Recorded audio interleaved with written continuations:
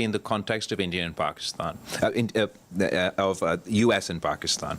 What it means is we're able to have a more comprehensive dialogue about overall trade between Pakistan and the United States. Trade between the Pakistan and the United States has been sort of the largest market for Pakistan, but we still haven't managed to unlock the true potential of this relationship.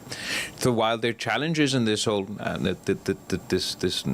in the context of tariffs, we believe that there is a opportunity in this crisis. We will be availing this opportunity, hopefully, for economic benefit, not only for Pakistan, but also for the United States. There's a trade delegation coming soon to D.C. to engage with the Trump administration on economics, on trade in general. As far as Turkey and Pakistan, we have a long history. Our relationship has stood the test of time. The people of Pakistan deeply appreciate the role that the government of Turkey, but also the people of your country played in this during this conflict. As far as defense sales or our economic cooperation, I'm sure that'll also grow from strength to strength. Turkey has always played a responsible role on the global stage, and I do hope that even in this context, they're able to advocate for dialogue and diplomacy in the pursuit of peace. Dr. Siam. Thank you so much, Abdul Hamid Siam. Nice to see you again. I'm from Arabic Daily, Al-Quds Al-Arabi. Have you traced any involvement of Israeli military and Israeli drone in the attack on Pakistan? There are some reports say that immediately Israel, of course, they declared their support to India, but have you traced any weapons coming from Israel? And allow my, do you have another question also? Yeah, it's related to it. Don't you see also that India is copying what Israel is doing in the occupied West Bank by allowing the settlers to take over the land? And now India is copying that by allowing Indians to settle in Kashmir. Thank you very much. Thank you very much for your very pertinent and important questions. As far as the details of the Israeli equipment involved, I'll allow my team to expand if necessary. As far as I'm aware, absolutely, Israeli drones were used during India's attack on Pakistan. The parallels you draw, obviously, let me emphasize from the outset, there's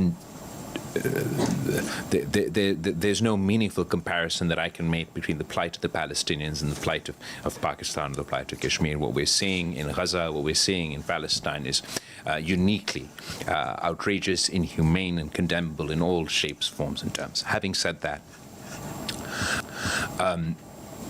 there are certain parallels that can be drawn.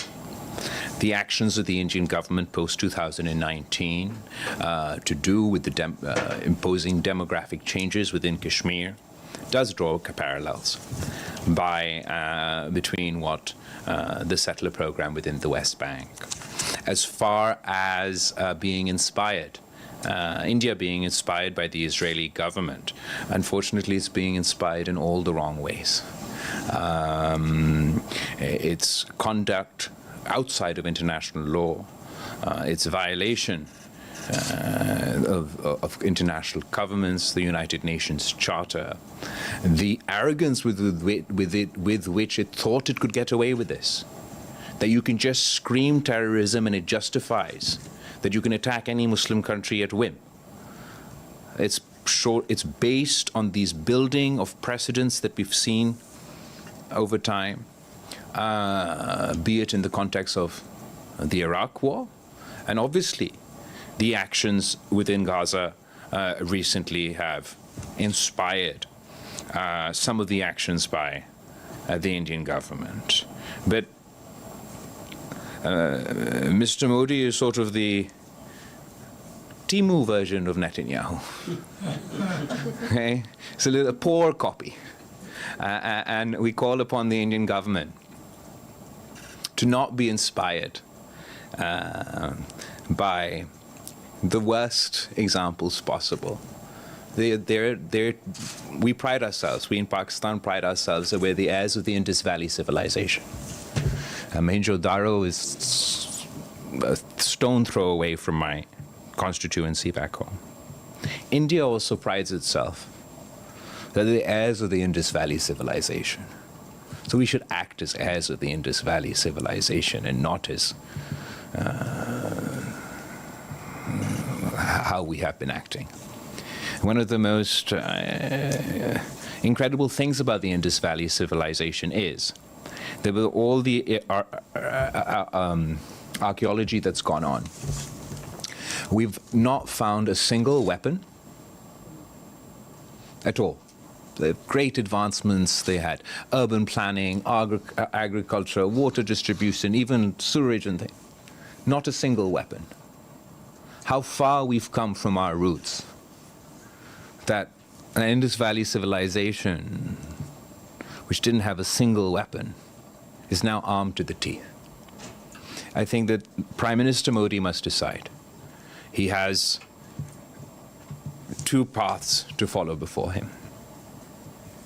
He could pursue the path of peace and be a true heir of the Indus Valley civilization, or he could pursue another path, a path that we've been warning about, we've been seeing for some time, where Mr. Modi started off as being perceived as the butcher of Gujarat. He went on to become the butcher of Kashmir, and he aspires to be the butcher of the Indus Valley civilization with his assault on the Indus Water Treaty. It is of utmost importance, and I have full faith, that whatever the Indian government says, the people of India, a majority of the people of India are peace-loving people. They want peace with Pakistan. The majority of people in my country want peace.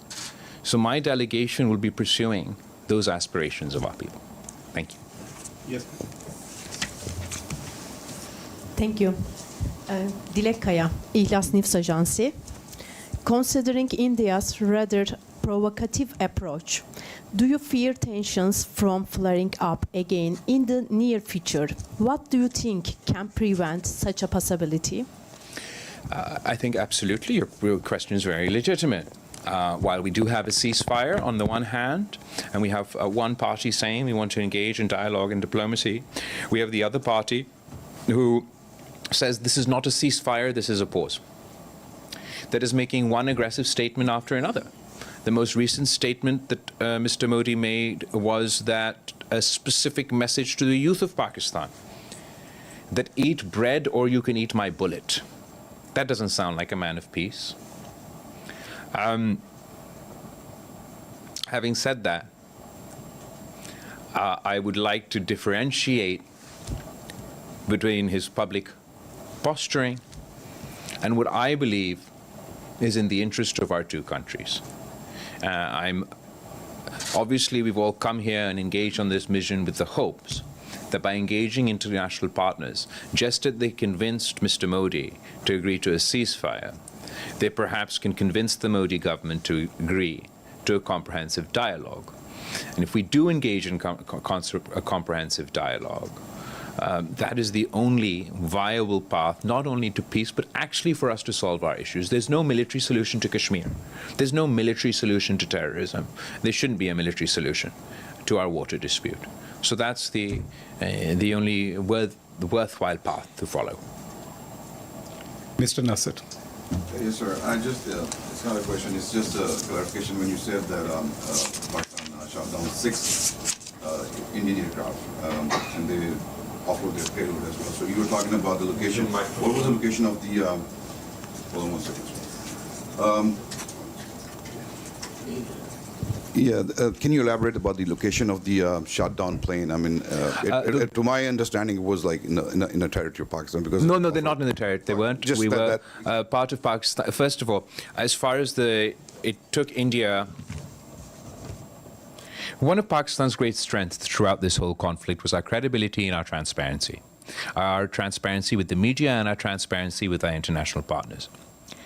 And we did shoot down 6 planes. even the shooting down of those 6 planes was Pakistan showing restraint. Pakistan had 20 Indian planes locked that night, but only 6 planes had released their load on Pakistan when they targeted the civilian infrastructure within Pakistan. And the Pakistani military demonstrated immense restraint when they only targeted those 6 planes. But I think it's very telling that it took India a whole month to admit that it lost those 6 planes. And I think that it goes to show that when one country is telling the truth to its people, the truth to the international community, and the truth to the media, and another country is hiding the truth from its own people, from the international community, and from the media, then it should be obvious to all that who's on the right side of history and who's on the wrong side of history. Ephraim, followed by Miazim. Thank you so much. Good to see you, sir. Ephraim Kusaifi from Arab News Daily. In 2019, when India moved to change the status of Kashmir and annex it, you have launched a campaign also against that move. But the sense back then and until now was that the response has been, this issue has been fading more and more from world attention. What makes you think this time that your efforts that the world is going to listen, actually, that you will convince the world to engage? I think you're absolutely right to point to 2019. And I think something that's significant about that is everything that Pakistan has been warning about India has been proven true. We were saying that they're not interested in international law. We were saying they're increasingly becoming a rogue state. And they've demonstrated by their actions in 2025 that that's exactly what they are. The difference between 2019 and 2025 is we went to war. And the consequences of this conflict are that we are now in a more precarious position where, unfortunately, we feel it's not a question of if, but when the next war is fought. We may be in a worse position than we were today. The current context, obviously, we do talk about Kashmir as the root cause and seek to discuss that issue with India. But in addition to that, we seek to address the water issue, the terrorism issue. A significant departure from Pakistan's position in 2019 and 2025 is that Pakistan in 2019 also said we don't want to talk with India. At the moment, where our position is that we like a dialogue with India that includes all these topics. So I think that's a significant difference between what happened in 2019 and in 2025. As far as the interest, the international community's failure to act, the effectiveness of the campaigns post-2019, that all stands.